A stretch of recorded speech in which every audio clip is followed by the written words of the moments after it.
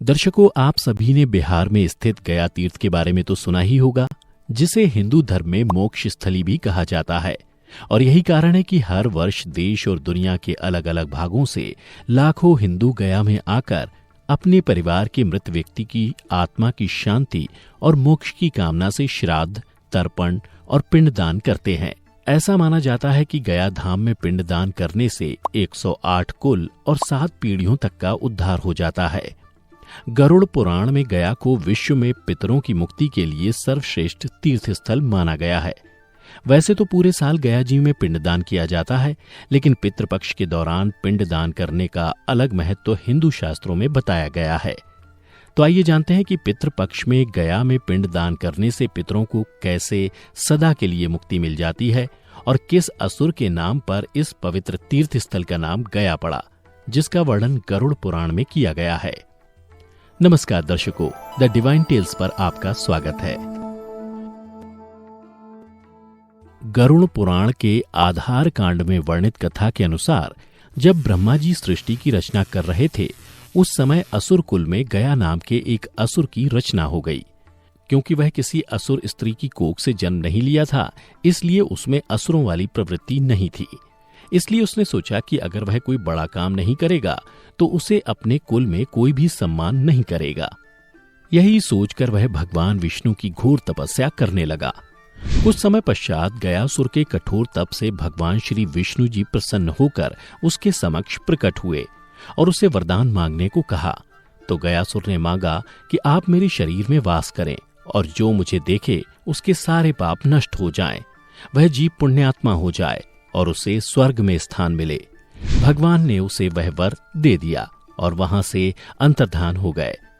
उसके बाद उसे जो कोई भी देखता उसके सारे पाप दूर हो जाते, जिससे धीरे धीरे सृष्टि का संतुलन बिगड़ने लगा। यह देख सारे देवगण चिंतित हो गए और उसके वध की इच्छा के लिए भगवान विष्णु की शरण में आए। तब श्री हरि ने देवताओं से कहा कि आप लोग चिंता ना करें, इसका अंत जरूर होगा। यह सुनकर सभी देवगण अपने अपने धाम लौट गए। उसके बाद जब एक दिन गया शिवजी की पूजा के लिए क्षीर समुद्र से कमल लाकर विष्णु माया से विमोहित होकर कीकट देश में शयन करने लगा, उसी समय वह भगवान विष्णु की गदा के द्वारा मारा गया। परंतु मरने से पहले गया ने भगवान विष्णु से एक विनती की, हे नारायण, मेरी इच्छा है कि आप सभी देवताओं के साथ अप्रत्यक्ष रूप से इसी शिला पर विराजमान रहें और यह स्थान मृत्यु के बाद किए जाने वाले धार्मिक अनुष्ठानों के लिए तीर्थ स्थल बन जाए।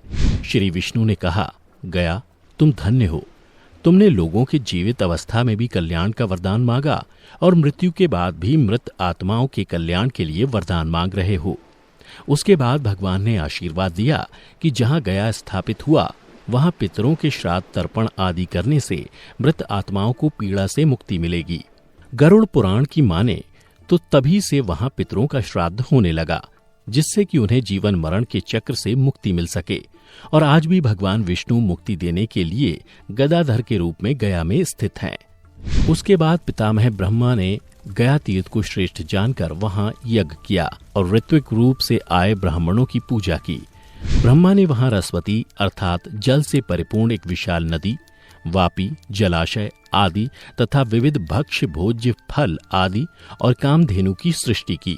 तदनंतर ब्रह्मा ने इन सब साधनों से संपन्न 5 कोश के परिक्षेत्र में फैले उस गया तीर्थ का दान उन ब्राह्मणों को कर दिया। ब्राह्मणों ने उस धर्म यज्ञ में दिए गए धनादिक दान को लोभवश ही स्वीकार किया था। अतः उसी काल से वहां के ब्राह्मणों को यह शाप हो गया कि तुम्हारे द्वारा अर्जित विद्या और धन 3 पुरुष पर्यंत अर्थात 3 पीढ़ियों तक स्थायी नहीं रहेगा। तुम्हारे इस गया परिक्षेत्र में प्रवाहित होने वाली रसवती नदी जल एवं पत्थरों के पर्वत मात्र के रूप में ही अवस्थित रहेगी। इसके अलावा गरुड़ पुराण में यह भी बताया गया है कि जिनकी संस्कार रहित दशा में मृत्यु हो जाती है अथवा जो मनुष्य, पशु तथा चोर द्वारा मारे जाते हैं या जिनकी मृत्यु सर्प के काटने से होती है, वे सभी गया श्राद्ध कर्म के पुण्य से बंधन मुक्त होकर स्वर्ग चले जाते हैं। यहाँ पर पिंडदान करने से पितरों को शाश्वत तृप्ति हो जाती है। विष्णु पर्वत से लेकर उत्तर मानस तक का भाग गया का सिर माना गया है। उसी को फाल्गु तीर्थ भी कहा जाता है। यहाँ पर पिंडदान करने से पितरों को परम गति प्राप्त होती है। गया गमन मात्र से ही व्यक्ति पितृ ऋण से मुक्त हो जाता है। गया क्षेत्र में भगवान विष्णु पितृ देवता के रूप में विराजमान रहते हैं। यहाँ पितामह ब्रह्मा का दर्शन करके वह पाप मुक्त और प्रपितामह का दर्शन कर अनामय लोक की प्राप्ति करता है। उसी प्रकार गदाधर पुरुषोत्तम भगवान विष्णु को प्रयत्न पूर्वक प्रणाम करने से उसका पुनर्जन्म नहीं होता।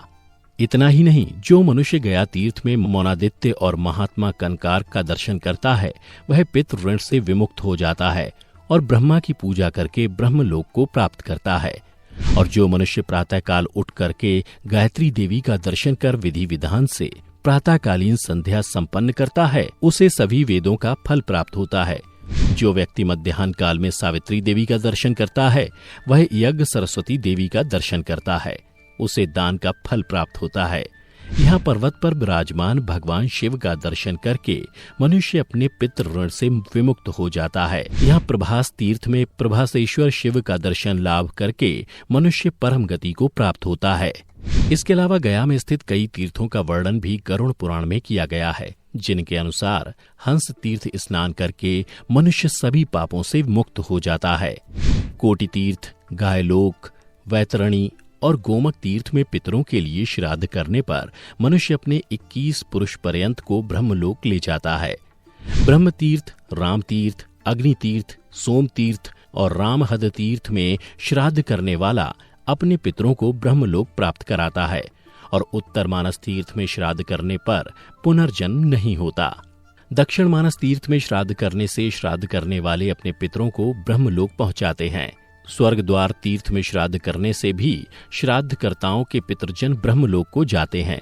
भीष्म तर्पण का कृत्य जिस स्थान पर हुआ था उस कूट स्थान पर श्राद्ध करने से भी मनुष्य पितृगणों को भवसागर से पार उतारता है। गृधेश्वर तीर्थ में श्राद्ध करने से श्राद्धकर्ता अपने पितृ ऋण से विमुक्त हो जाते हैं। इसके अलावा गायत्री तीर्थ, सावित्री तीर्थ, सारस्वत तीर्थ में स्नान, संध्या तथा तर्पण करके श्राद्ध क्रिया संपन्न करने से श्राद्धकर्ता 101 पुरुष पर्यंत पितरों की पीढ़ी को ब्रह्मलोक ले जाते हैं। धर्मारण्य तथा मातंग वापी तीर्थ में श्राद्ध करने से मनुष्य स्वर्गलोक प्राप्त करता है। धर्मकूप तथा कूप तीर्थ में श्राद्ध करने पर प्राणी पितृ ऋण से मुक्त हो जाता है। राम तीर्थ में स्नान करके प्रभास तीर्थ और प्रेत शिला तीर्थ में श्राद्ध करने से पितृगण निश्चित ही प्रेत भाव से मुक्त हो जाते हैं।